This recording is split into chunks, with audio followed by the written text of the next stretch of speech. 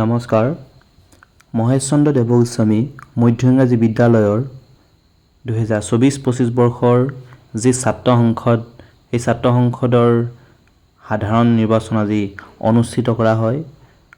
এই নিৰ্বাচন বিদ্যালয়ৰ প্ৰাংগণতে কৰা হয়।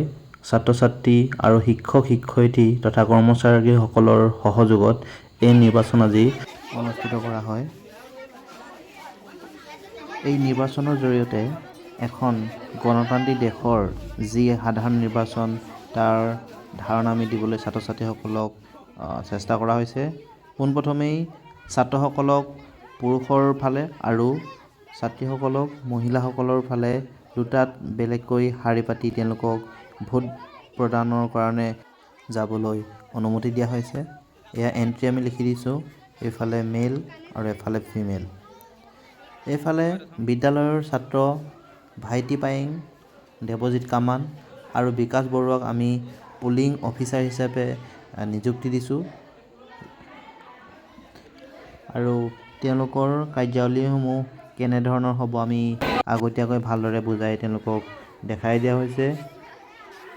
ফাৰ্ষ্ট পুলিং অফিচাৰ হিচাপে ভাইটি পায়েঙে আমাৰ ভোটাৰ তালিকা হিচাপে থকা বিদ্যালয়ৰ ৰেজিষ্টাৰ বহীসমূহ চাই তেওঁ নামসমূহ চিঞৰি গৈছে আৰু দ্বিতীয় পুলিং অফিচাৰ হিচাপে দেৱজিৎ কামানে নামসমূহ লিখি গৈছে আৰু তৃতীয় পুলিং অফিচাৰ বিকাশ বৰুৱাই ভোটদানৰ চিন হিচাপে বাওঁ হাতৰ প্ৰথম আঙুলিত তেওঁ ক'লা ৰং ব্যৱহাৰ কৰিছে।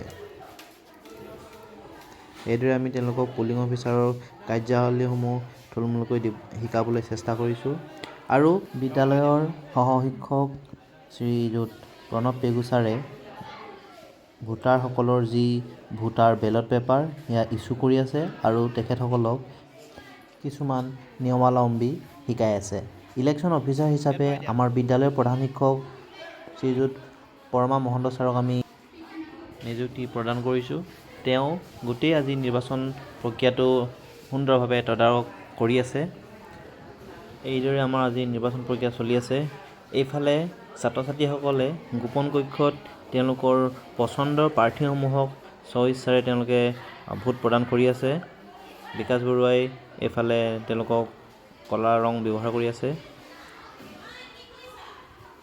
এইদৰে সুন্দৰ পৰিৱেশত আমাৰ নিৰ্বাচন প্ৰক্ৰিয়া চলি আছে।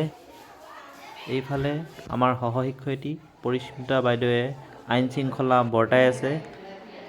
এইফালে পুলিং এজেণ্ট হিচাপে আমি ছাত্ৰসকলক নিযুক্তি প্ৰদান কৰি থৈছোঁ আৰু এইদৰে আমাৰ ভোটদান প্ৰক্ৰিয়া চলি আছে।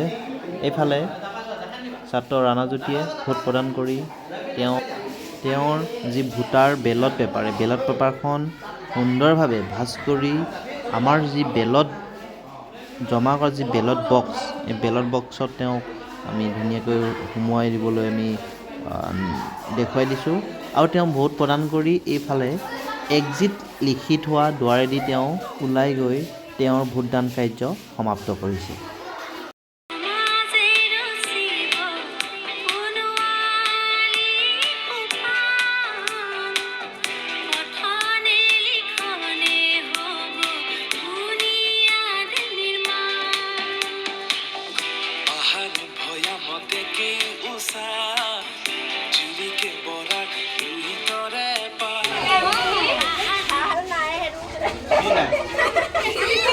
তোমালোকে নিজৰ নিজৰ ভোটাধিকাৰ সাব্যস্ত কৰিলা, হয় নহয়?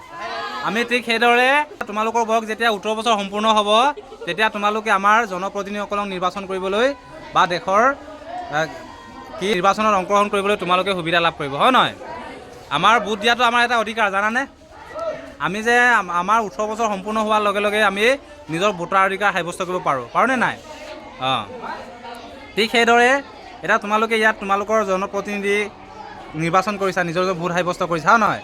গতিকে তোমালোকৰ ভোট সাব্যস্ত কৰাটো এটা তোমালোকৰ অধিকাৰ, হয়নে? এইটো তোমালোকৰ হাতৰ ৰং আছেনে? সোঁ হাতত আছেনে বাওঁ হাতত? কিয় দিছে জানানে? কিয় দিছে?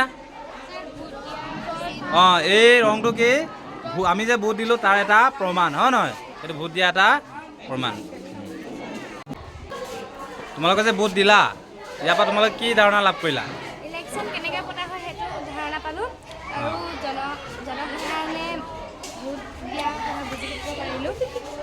আৰু আমাৰ দেশৰ গণতান্ত্ৰিক শাসন ব্যৱস্থাৰ বিষয়ে গণতান্ত্ৰিক পদ্ধতিৰে কেনেকৈ নিৰ্বাচন অনুষ্ঠিত হয় বুজি পালানে? পালা। আমাৰ প্ৰতিনিধিসকলক কেনেকৈ নিৰ্বাচন কৰা হয় বুজি পালানে? আৰু আমাৰ নিৰ্বাচন ব্যৱস্থাটো কেনেকুৱা হয় বুজি পালানে?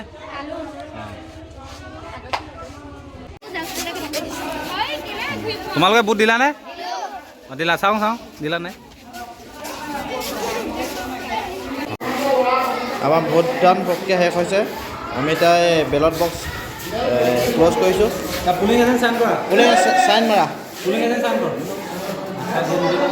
এটা চাইন কৰি দিয়া। অঁ, নিজৰ নাম শ্বৰ্টকৈ মাৰিলে হ'ব। অঁ, চহী মাৰি দিয়া।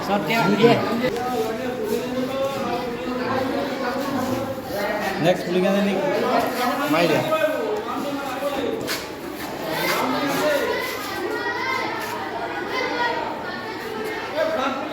আমাৰ বিদ্যালয়ৰ ছাত্ৰজনৰ লগত ছাত্ৰ সংগঠনৰ সাধাৰণ নিৰ্বাচনৰ আমি বেলট বক্স আমি খুলিব লৈছোঁ। আমাৰ বিদ্যালয়ৰ সন্মানীয় প্ৰধান শিক্ষক মহোদয় আমাৰ আজি এই নিৰ্বাচনৰ বেলট বক্স তেখেতৰ উদ্বোধনী আমি খুলিবলৈ আমি অনুৰোধ জনাইছোঁ। সকলোৱে হাত চাপৰি চাওক, বেলট বক্স খুলিবলৈ অনুৰোধ জনাইছোঁ।